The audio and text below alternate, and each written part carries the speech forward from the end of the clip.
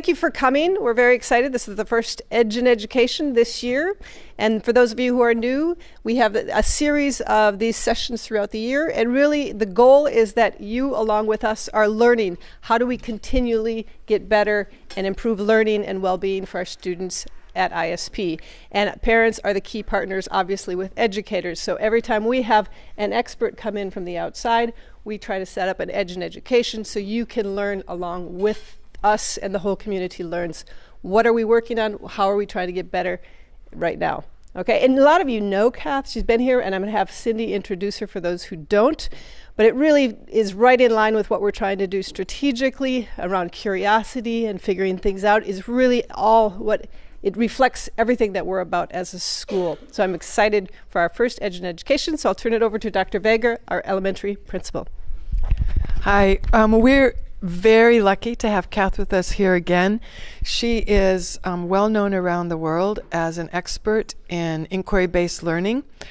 She has worked in Australia, New Zealand, Asia, North America, and Europe, and it's actually quite difficult to get on her agenda. So we've been waiting 18 months to get her to come back, and we're one of the fortunate schools where she has come back again and again and supported us in our learning journey as professionals, and her work with us has made a significant difference in the opportunities to learn that your children have. So this time she's helping us once again to go deeper in our understanding of inquiry-based teaching and learning, and you have an opportunity to learn with us. So I want to welcome Kath. Thank you, Cindy. Thank you. Good morning, everyone. Good morning. Thank you. Thank you so much for coming along at the beginning of your day. Who has come along to I've done a few of these sessions with parents, so who has come back for more? So who have I met before? Few of you. We might just close that door, thanks Teresa.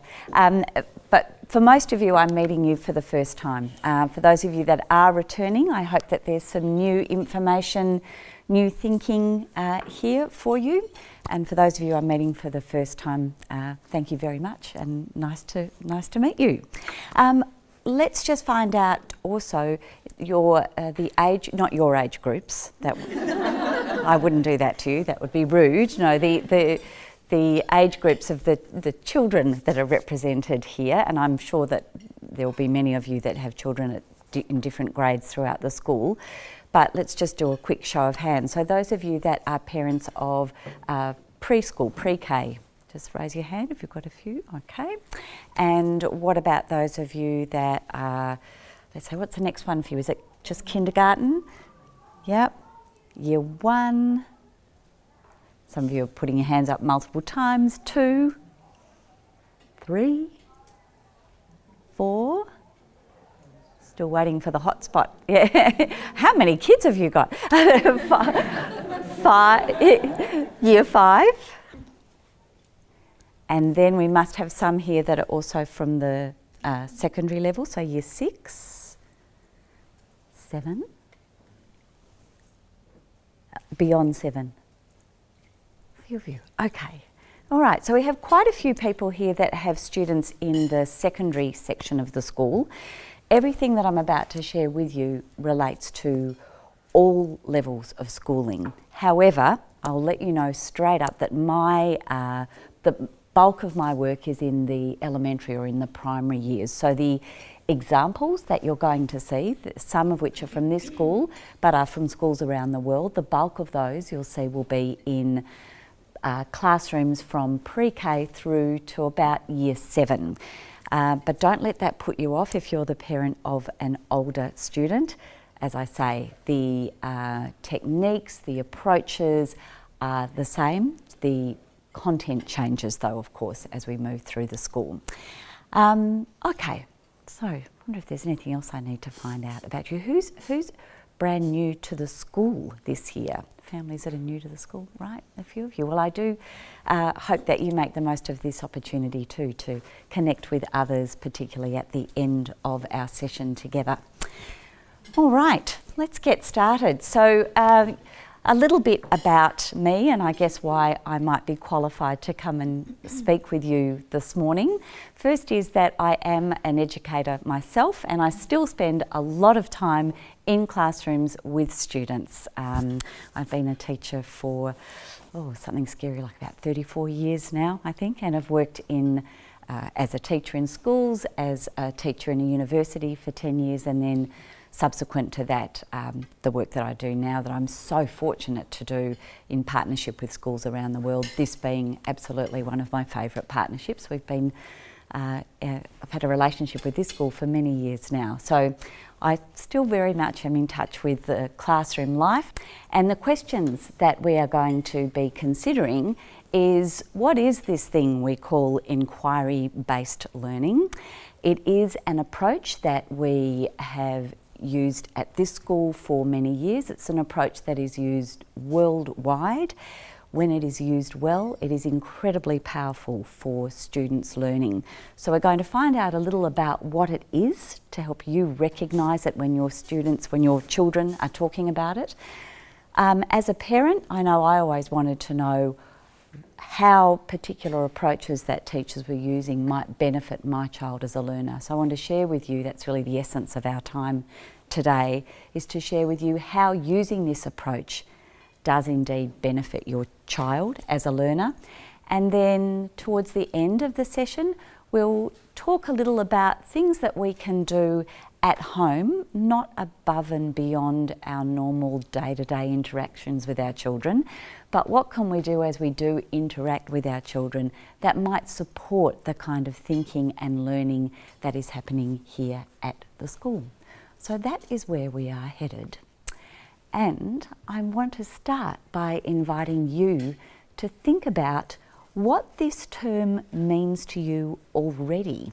So the thing I call inquiry-based learning, and that others call, now see if I can say it with my American accent, inquiry. There we go, different emphasis on different syllables. But does this term mean anything to you right now? Most of you will have heard the word inquiry in other contexts, even if you haven't heard it in terms of the school, but that certainly gives you a bit of a clue about what it might mean. You have some post-it notes on your tables. Can I invite you just to take a moment on your own, just to jot down anything that comes to mind when you hear that term? What does it mean to you? Just give you a moment. Try not to talk to each other at this stage, but you will get a chance to talk to each other soon. Okay, now you can see at the top of that slide there, I have 3 words: think, ink, link. This is a little technique we sometimes use with children, where we give them time to do some thinking, which you've just been doing, and then to ink, in other words, write it down. And the next part is the linking part. And in a moment, I'm going to invite you to get on your feet and go and find somebody, preferably that you haven't met, introduce yourselves, and share with each other what you think of when you see or hear this term inquiry learning, and see if there are any connections between your thinking and their thinking. Have a quick conversation. You may even try and remember their name, remember how your thinking connected, if it did at all, and then move on and chat to someone else. Again, share your thinking, see if there's a connection in terms of how you see this idea of inquiry, and we'll try and meet at least 2 other people, see how you go time-wise. Okay, so on your feet, go and meet someone. Out of interest, did you find that you had some similar thinking? Yeah. Okay, so what was your, where did you overlap in your thinking? Someone brave enough to share? Perhaps a conversation they had with someone where you had, oh yeah, I spoke to so-and-so and we both thought that. You can do it. Yeah, yeah. So when you hear this term inquiry-based learning, this notion of asking questions, yeah, just out of interest, if questions figured in your first thinking about inquiry, just raise your hand. Yeah, that's often, yeah. Any other overlaps in your thinking? We're discussing a lot about implementation of knowledge. Mm-hmm. One thing when you read or you say, you have to practice the writing, right? Yeah. And another when she wants to write or he wants to write. So this is when the kids, they just want to implement their knowledge. Yeah, that engagement, that desire to want to learn, want to do something with their learning. We actually really see in an inquiry-based approach that engagement, that desire to do something with your learning becomes very strong. Yeah, lovely. The little task you just did, thinking about how you understood something and then taking a moment to share your thinking with someone else and consider similarities and differences in your thinking. This moment is exactly the kind of moment you would expect to see in a classroom that uses this approach. There's a very active way of learning when we engage kids in inquiry. Learning isn't something that you fiercely guard. Do you remember, well, some of you are much younger than me, but I certainly remember when I was at school that we would be given a task to do, and oftentimes I remember building barricades. Do you remember this? Barricades of books around your learning so no one else would see. It was all very competitive and very personal, very private. And the benefit of sharing our thinking with each other was not known back then. I mean, we are talking prehistoric times when I talk about me at primary school.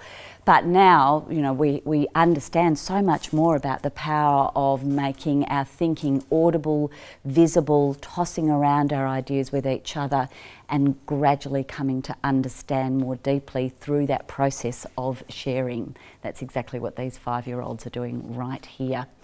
We tend to remember things, to learn things more robustly when we are curious about them. I think you probably know that, just common sense life experience tells you that anyway, yes?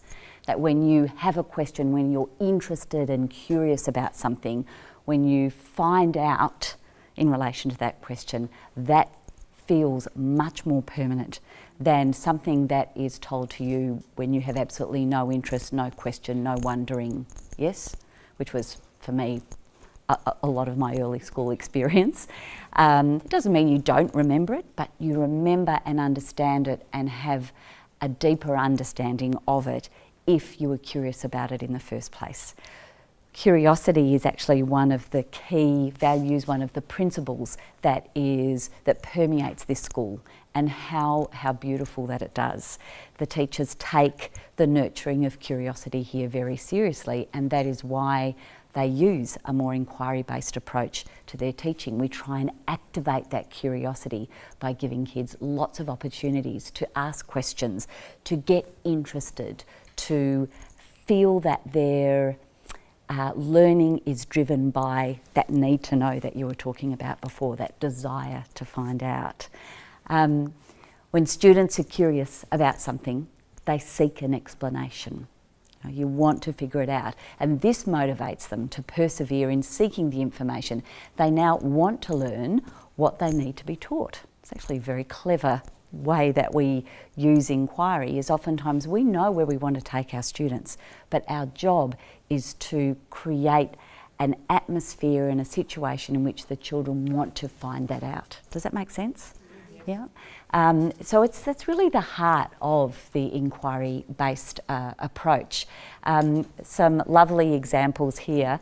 This is a school that I work in Canberra in Australia, and the science teacher here is doing what we call a provocation. She's using an experience, in this case some dry ice being unleashed into the yard, and you can just see the looks on the children's faces there about how excited and wondrous this experience is for them. And this was a way in to inviting the students to ask questions about the nature of matter and about states of matter, which is what she's wanting them to learn. So the very beginning of this inquiry is all about inviting the children to become curious.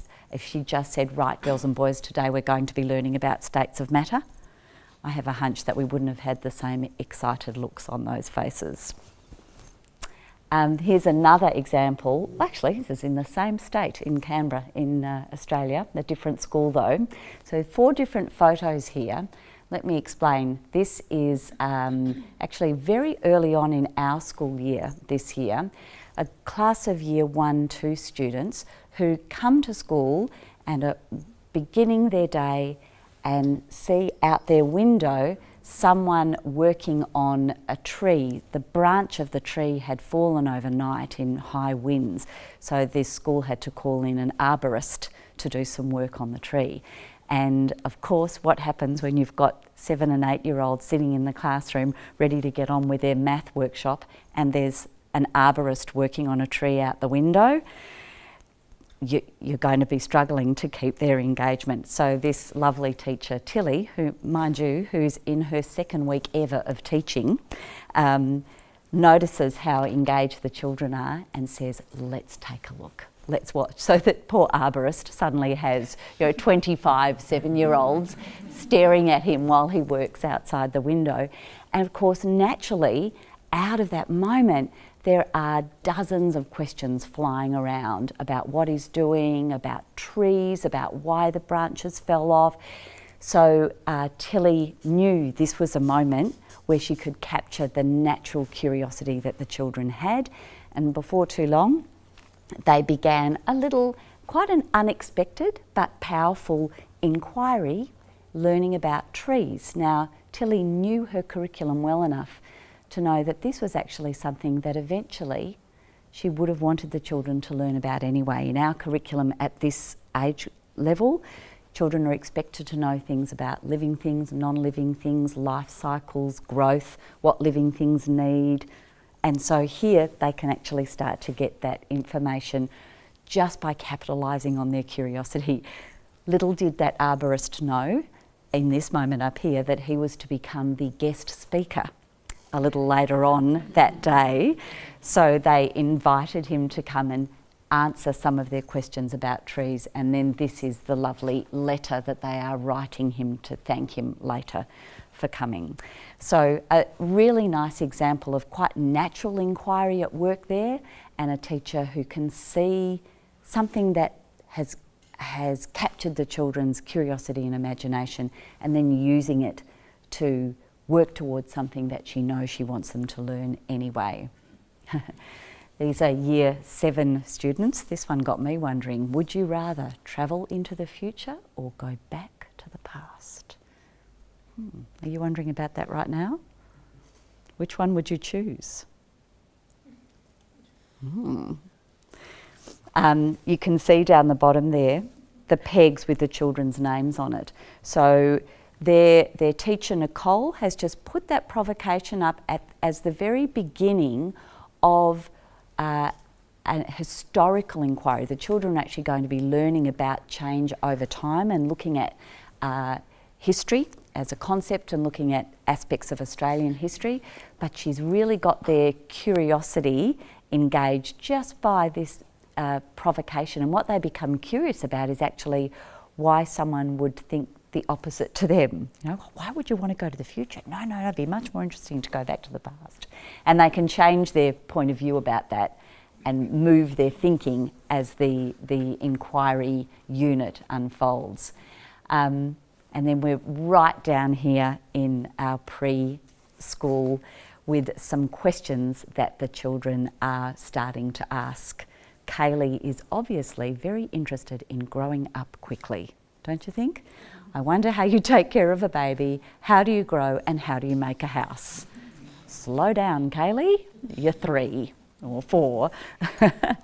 I love the way the teacher here, as many inquiry teachers do, has honoured her questions and in fact, on this wall, there are the children's photos and their wonderings all around the room. So there's a real celebration of their curiosity and wonder. In a school that uses an inquiry-based approach, our children come to very quickly understand that their thinking, their questions, their wonderings about the world are important, and that school can be a place where you get to find out about the things that you are interested in, not just the things that the teacher might be deciding for you. And of course, it's a lovely two-way street as you saw with that tree inquiry.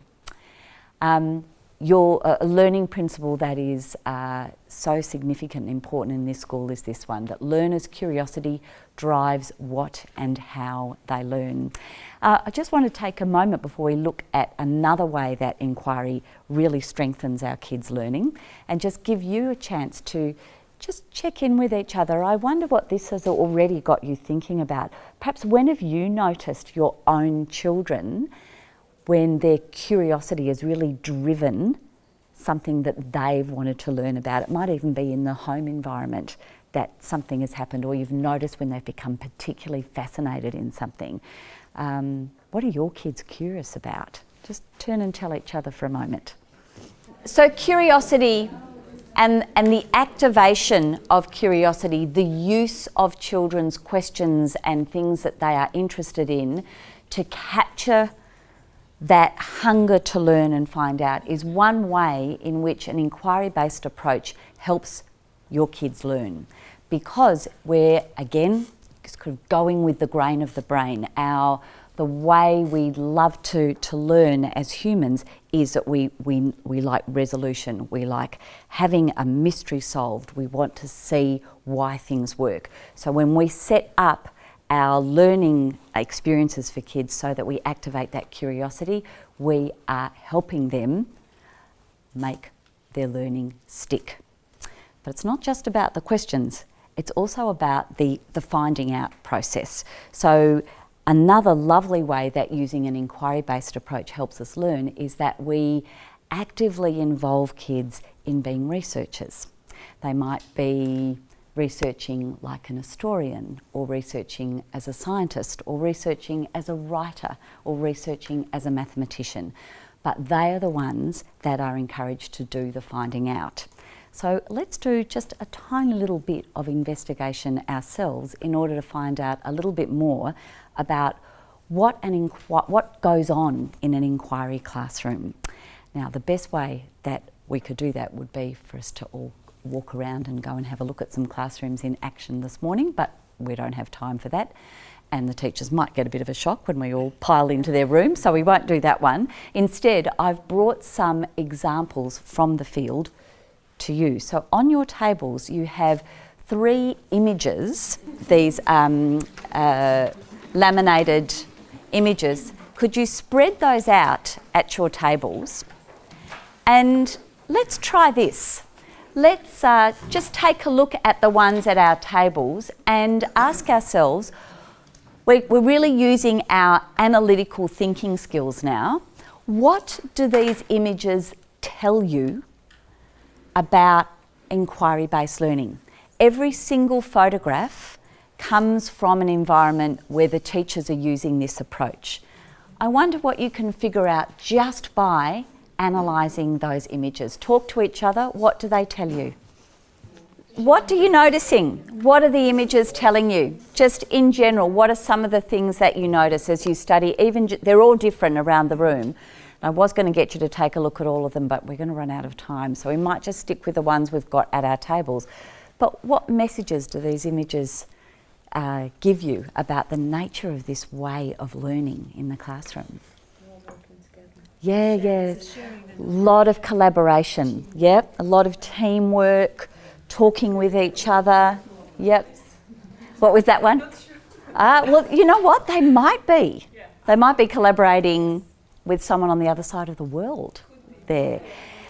But also it's important to note with that one too that while there's a lot of collaboration for good reason in an inquiry classroom, we're not always learning in groups. There's also plenty of time when we are doing our thinking and our investigation on our own too. In fact, we want a balance between the two, the skills of being able to work together and the skills of being able to manage ourselves on our own. So we're noticing collaboration. What else? They are active. Yes. Yeah. They do something from them. You bet. They don't sit and Yes. Yes. You're not seeing that. Yes. Yeah. Oh, that makes me all nostalgic. Not. No. Yep. Just a little bit of a contrast to what you're looking at, right? This is learning through, well, I guess, absorption of information, which we then regurgitated. And if we were good at that, that was fine. If we weren't, look out. So the contrast between a classroom that looks like this and a classroom that looks like this, and this is actually from here at this school, couldn't be more stark. And the reason that we work this way isn't just because it's a flight of fancy and we thought, oh, we might just try using this approach. There's plenty of evidence of how this actually strengthens learning when we are able to engage in hands-on active learning. The thing about working this way is actually it requires much more of the learner. As a learner, you can't just be lost in the crowd. You actually need to do some of the heavy lifting. There's much more accountability for us as learners. There's joy and there's energy and there's passion and curiosity and interest, but there's also a whole lot of hard thinking going on here. Anything else that you're noticing as you look at these images? Concentration. I see how the kids are engaged and concentrating. Yeah, there's a lot of focus here. Yeah, focus and concentration. And this is what happens when we are interested in what it is we are trying to find out. So let's take a look at a few other examples of how an inquiry-based approach helps our learners. The very strategy I just used with you, where you were doing the figuring out. So I've provided you with a resource and I've given you some prompts and some questions, but you were trying to figure out, what does this image tell me? That's another example of engaging you in your learning as an inquirer. And in fact, you were using a research technique there. You were analysing an image, and historians do that. All sorts of professions have, as a way of finding information out, the skill of analysing some sort of text, and that's exactly what you were doing. So this is an approach that's about kids, as you said, actively investigating questions or issues or problems. The learner is in the driver's seat. The learner is the one doing the learning. I think sometimes children come to school thinking that learning is going to be done to them, rather than they are going to be the ones doing the learning. And we notice in schools I work in where children are used to the expectation that they will be actively involved and own their learning, when a child joins that class from an environment where they have not had ownership of their learning, it can take them quite a while then to learn to own it and to take that responsibility. We see enormous growth in the children that are given these opportunities to do the heavy lifting. Children learn by asking questions, gathering information, analysing information, interpreting it, and applying it, using it in some way. So how do we do this? So a few other things that make a big difference to kids' learning. They, as you saw with Kaylee's little questions before, one of the techniques that an inquiry teacher uses is they invite children to ask questions. Typically, the person in the classroom that asks the most questions has been the teacher. Yes? Yeah. In fact, in a very traditional classroom, the teacher doesn't even ask that many questions. It's just lots of instruction. But in an inquiry classroom, of course, teachers keep asking questions. However, they're also inviting their students to. And this is powerful for learning. Knowing how to ask, knowing the right question for the right moment, you approaching the world with questions makes us stronger learners. There's some beautiful examples of some incredible discoveries that have been made because people have asked questions. Here's a few examples. Why should you be stuck without a bed if I've got an extra air mattress? The question that lay behind the Airbnb phenomenon. Why do we have to wait for the picture? Edwin Land's daughter, little daughter, back in 1943, was the beginning of the discovery of instant photography. What if I could paint over my mistakes when typing the way I do when painting? What did that question lead to? Yes.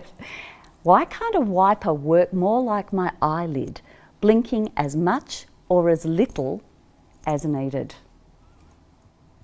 The intermittent window screen wiper on a car being thought about in relation to how our eyes work. Isn't that clever?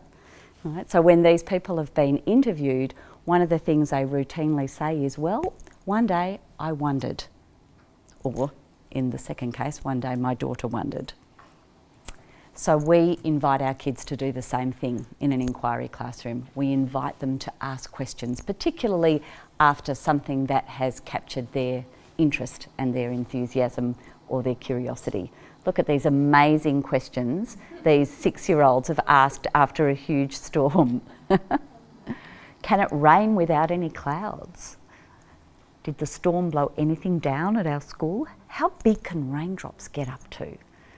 And clever teachers know how to use these questions to help take kids to the understandings, in this case, scientific understandings that are part of their curriculum.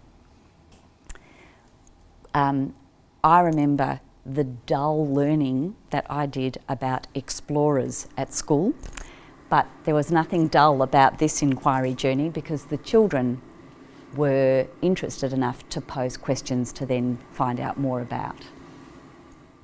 Another way that inquiry learning helps our children learn is that we try and make strong connections between what they're learning at school and the real world. In fact, I think the boundary between the real world and school dissolves in an inquiry environment because we're often using the world of our school and our community as a basis for our inquiry, as you saw with that lovely tree example earlier. Here's the thing again that we know about learning, that if what you are learning feels like it has purpose, relevance and meaning to you in your life, you are going to learn it better. If you think the learning is purposeful and meaningful to you, you are going to learn it better. So what we try and do in an inquiry-based approach is help children see why they are doing what they are doing and how it connects to their lives at and beyond school. And then finally, I think one of the most powerful things about this way of working with our students is that it helps them think. It helps them persist with their thinking so that they learn to learn more independently. And as a result, they see how their thinking about things changes. So this is a really lovely example of a Year 5 student reflecting on how her thinking has changed from what she used to think caused world hunger and what she now thinks causes world hunger. I used to think that there was world hunger because there wasn't enough food.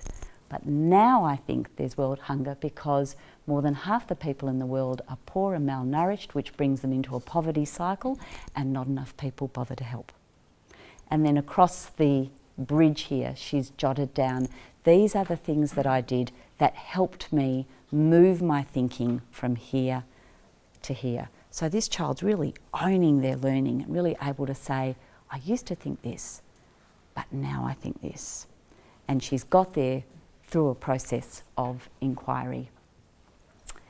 I'm just going to give you a moment there, speaking of changing thinking, when we've only had a very brief moment to take a look at some examples, but I wonder if already there's something that's been added to your thinking about inquiry-based learning, even since the very first thing that you did was jotting down what you thought it was about.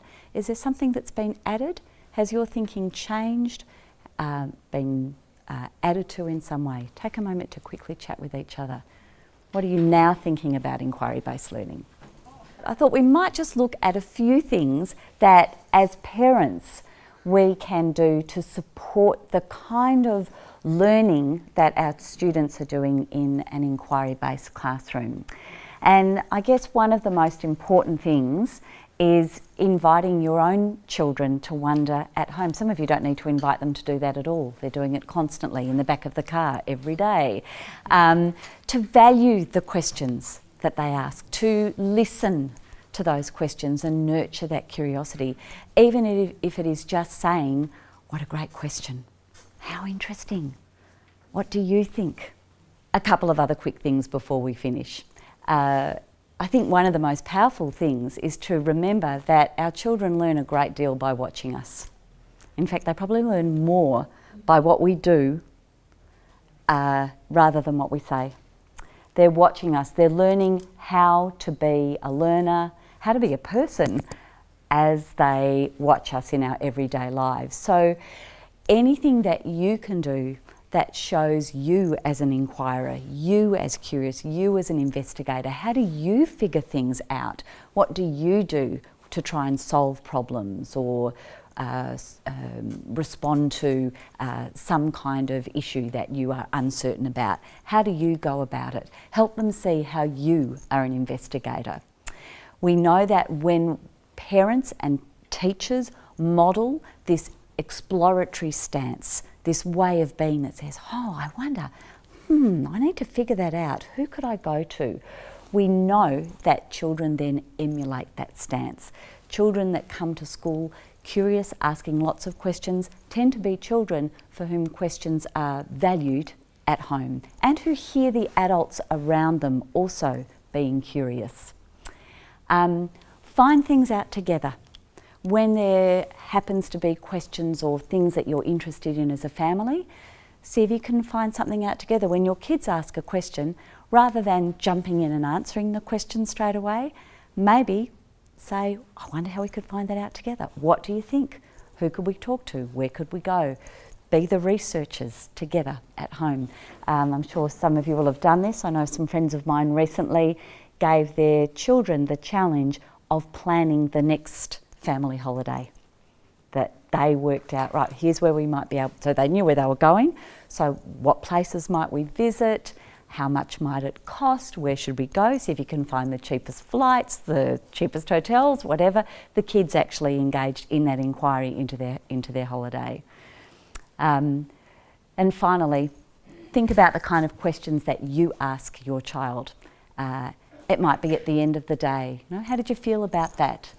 Why might that have happened? What did you think about that? How do you think you could change it, fix it, sort it? Use questions to encourage your children to do more thinking for themselves more of the time. There are so many ways that we can nurture inquiry at home. Perhaps one of the most powerful ways that you can support what's happening at school is to continue, and I know you do already, but to show an interest in that. Invite your kids to share with you, what are they inquiring into at school? The best dinner time conversations can be around some of those big questions that they're exploring in their classrooms.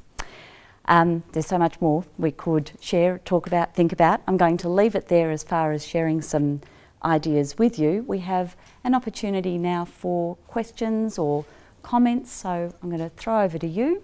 Perhaps if before we do that, you might just again turn to each other and talk to each other about anything you do or could do at home that you think supports your child as an inquirer. And then I'll ask for some questions. Just talk about that home piece with each other. So we do have a few minutes. Yes, let's take about 5 minutes for just general questions and answers, and then Kath will hang out for informal if you want to ask more particular questions. But we'll do about 5 minutes of general questions. Anybody want to start? What's burning questions, or what are you wondering right now? I do recognize the power of inquiry in the early year, in every really school year. However, I feel the opportunities for inquiry-based learning as the kids get older and approach the DP are very scarce. There is a curriculum to cover, and teachers have to rush through curriculum, otherwise they won't meet, they won't cover all material. So how do schools deal with this? That's a good question.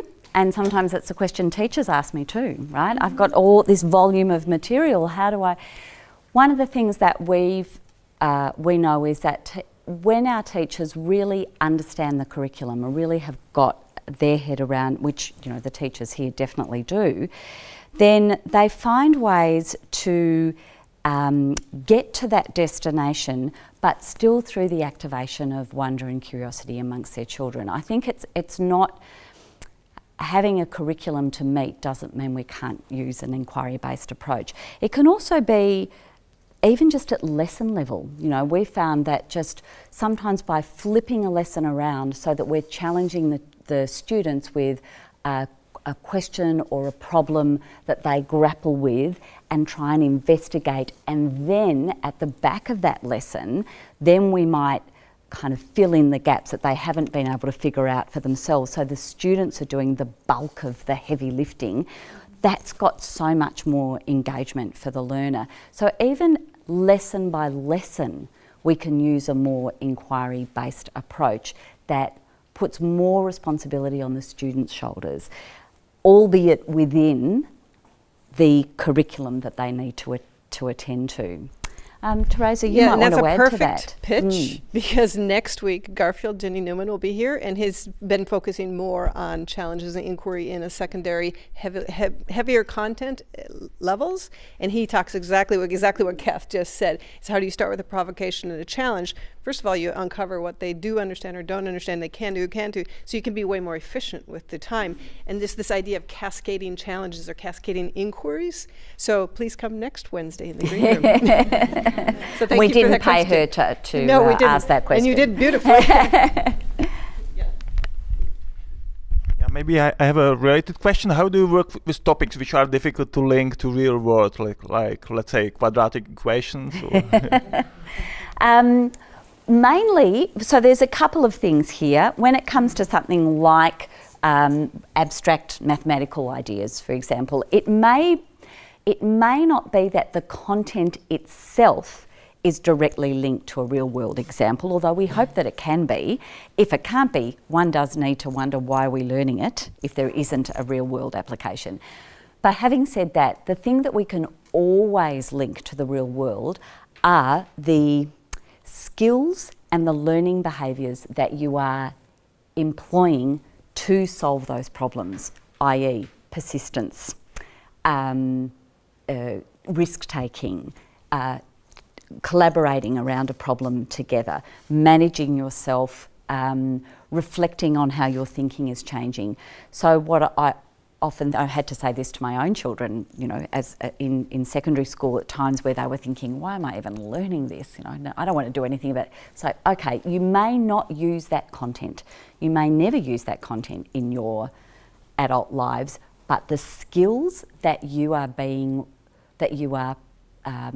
strengthening as you go about trying to solve those problems, those skills you will use. So when teachers design their lessons in ways that require kids to risk take, persist, question, work with each other, manage themselves, communicate their ideas in different ways, those skills are transferable. The key is being explicit with the learner about that, so they recognise that, so that you're persisting with your thinking right now. So you may not need to use persistence to solve a mathematical equation in your adult life, but you will always need persistence to solve other problems. Does that make sense? And that's where we can get, where we're struggling to find a content connection, we can always find a process connection. And it's interesting because just yesterday we had vertical meetings with our teachers, and the area where we struggle the most with this is in abstract math and in more advanced math, and actually our secondary teachers, that's their professional inquiry this year, is how can we make it more curious-based, more challenge-based, more engaging and connected to the real world through the challenges. So they're actually wrestling with that as professionals, and around the world that's a big question. It tends to be in advanced mathematics or abstract mathematics and not applied mathematics that we see that. So it's something we're also wrestling with. It's a good question. Any other question? Yes. Do you have any books or suggestions to recommend for us to read and get more information? I can certainly share some with you if you're interested. Yeah, I've got a book list of not just mine but lots of others, so I can share that, and that could be even put up on your website. Yep. Yeah. Well, thank you again for coming, and please come back next Wednesday, although it'll be in the green room with Garfield Jenny Newman. And again, you're welcome to hang out and ask a few more questions of Kath and have some more breakfast. Thank you, and have a great day. Thank you, everyone.